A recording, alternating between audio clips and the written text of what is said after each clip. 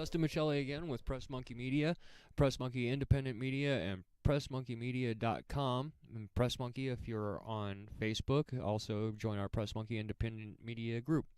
I want to get back with you with part 2 of the Colorado politics. I cut off the last cast a little short, not really intentionally, but also I needed to separate these two casts because they're really important. The last cast we went through many of the people running, many of the races, the political races being run throughout the state of Colorado. This part, we're going to go through some amendments and propositions that are being tossed to the people of Colorado.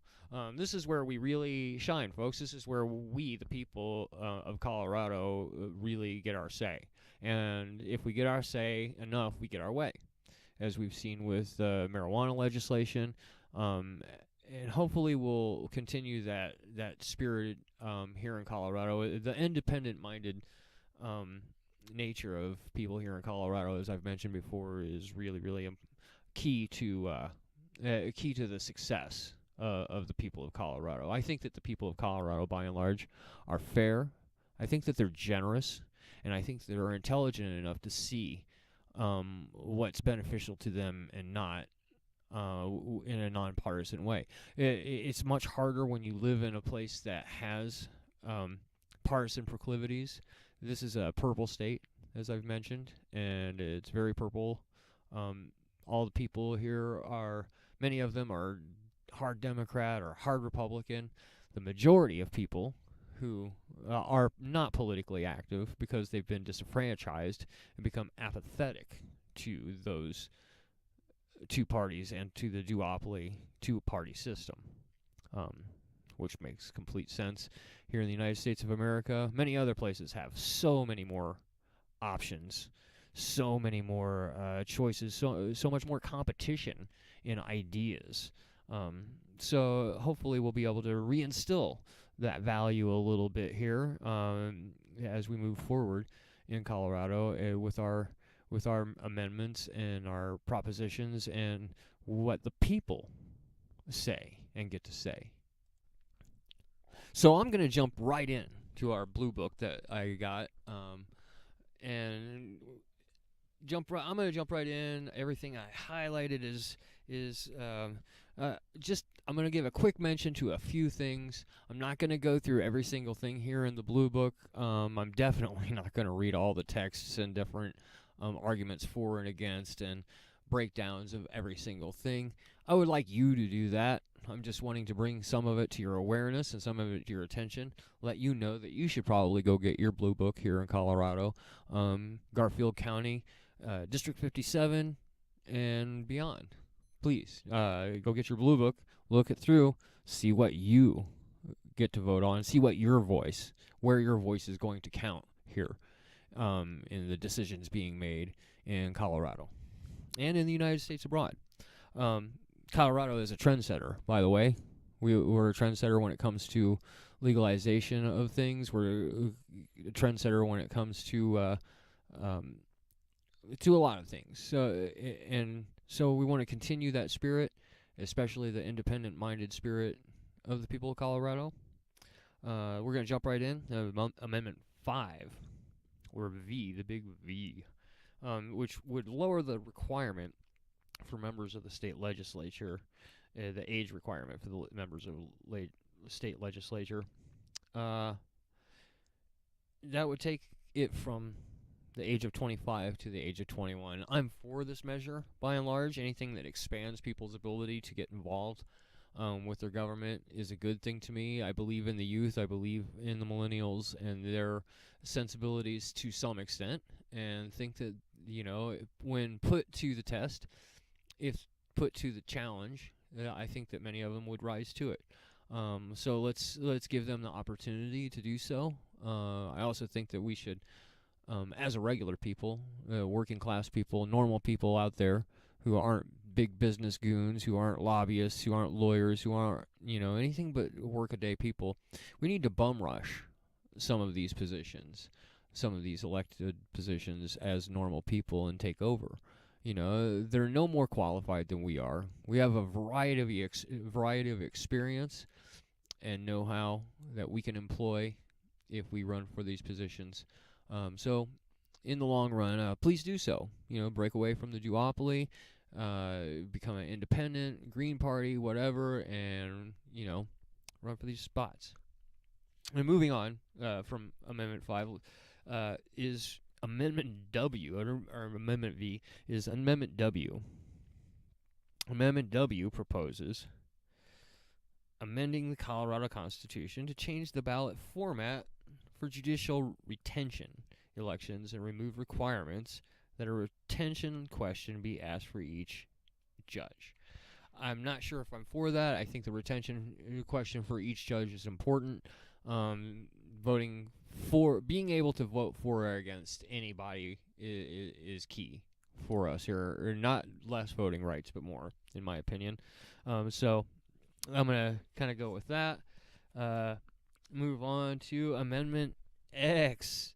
Amendment X proposes amending the Colorado Constitution to remove the definition of industrial hemp from the Colorado Constitution and instead use the definition of federal law or state statute.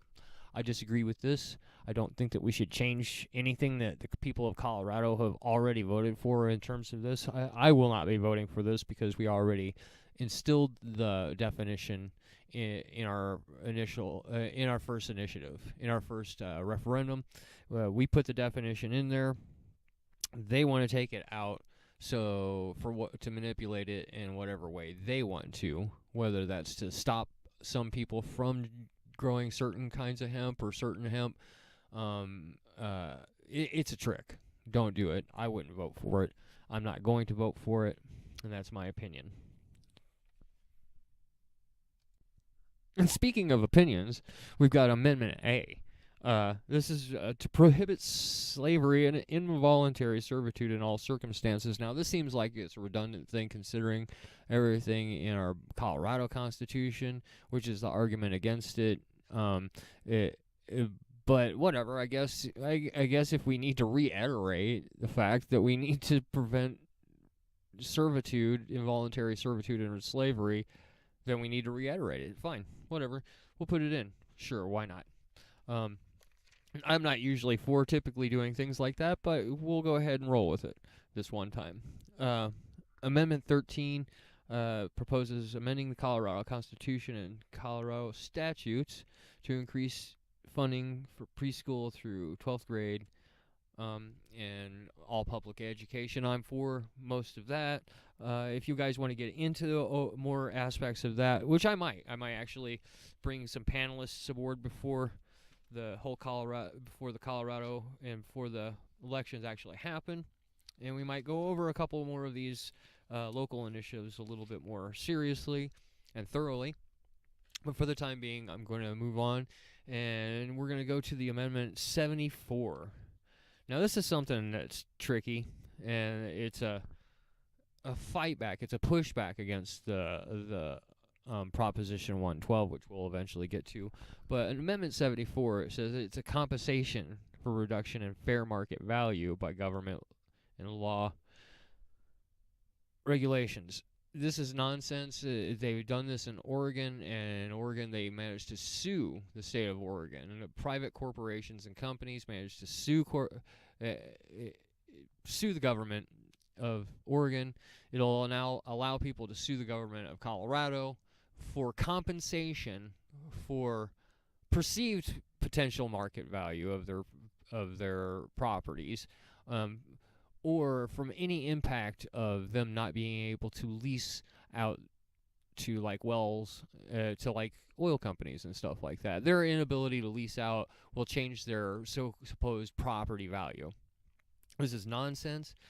Protecting property value is nonsense for everybody in the world except for those who own a bunch of property, which most of the time most of us don't. No, I'm not protecting people's property values. I want property values to go down. If you've heard any of my previous casts, you'll know that. I want property values to bottom out and go down so regular people, normal people that have normal types of income in this country can actually become more upwardly mobile by having their own property.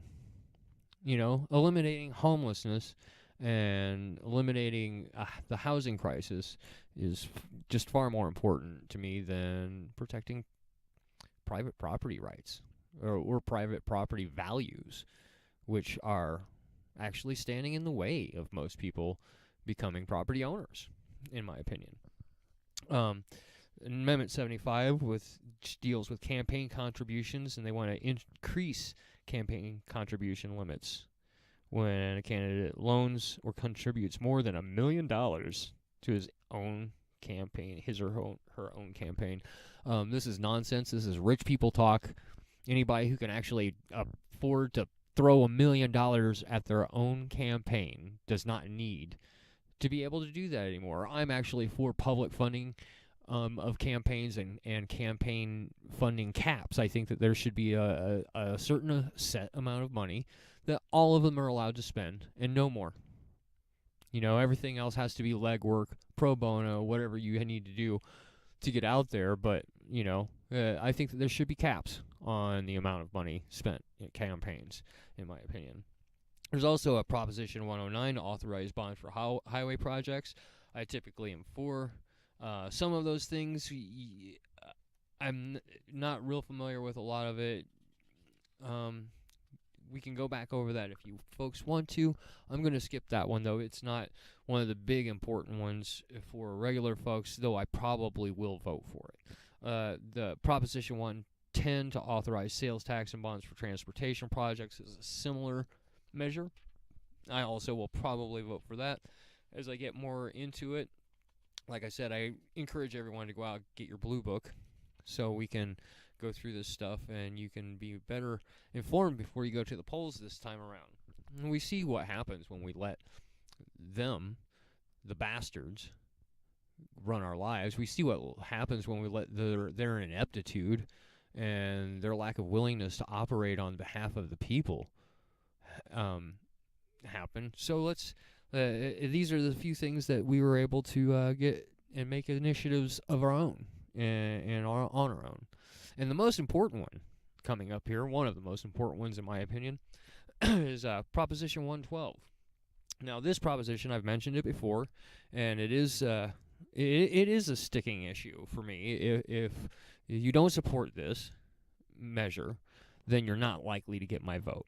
And Proposition 112 is the increased setback requirement for oil and gas to 2,500 foot. Now, the opponents of this say that this will just effectively end oil and gas extraction and all the perks aligned to it here in Colorado. That is not true. In fact, it does not go far enough, in my opinion. There will still be, according to a couple of investigating people that I've seen out there, there should be 50,000 plus more still pads and fracking operations operating throughout the state of Colorado.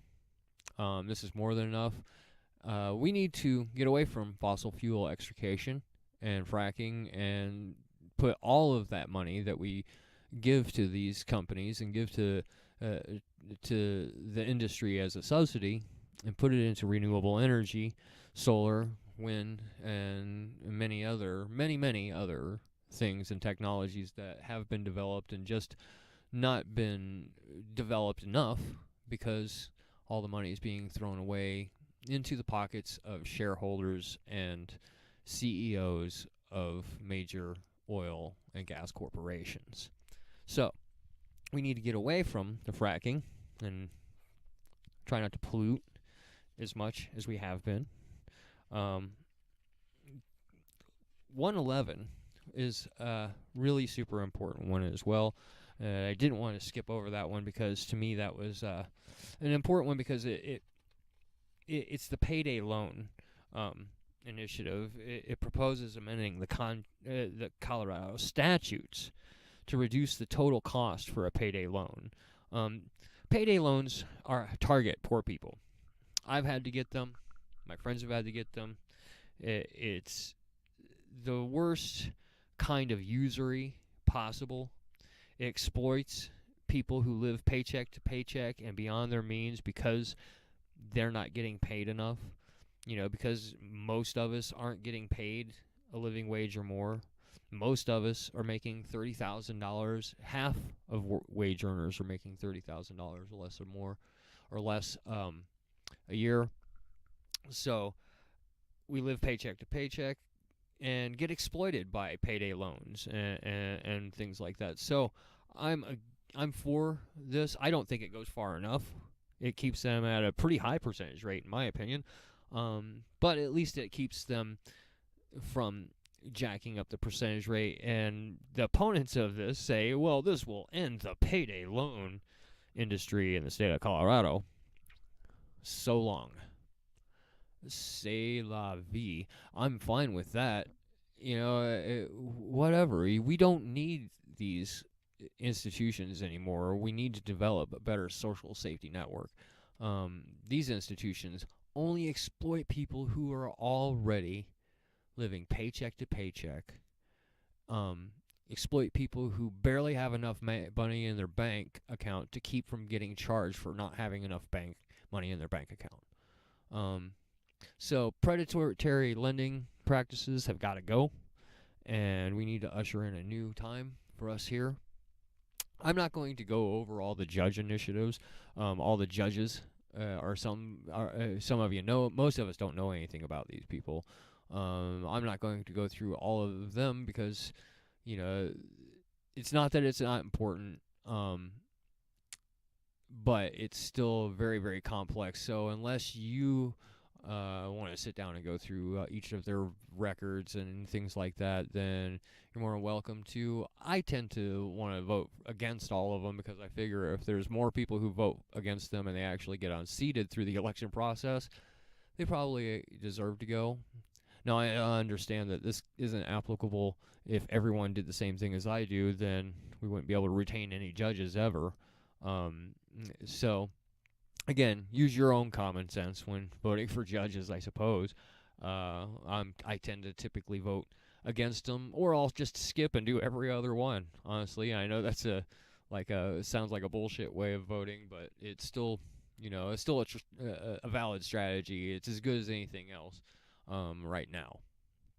So, I'm going to finish up this cast and tell everybody, as I usually do at the end of every cast, peace, activism, and bananas, folks.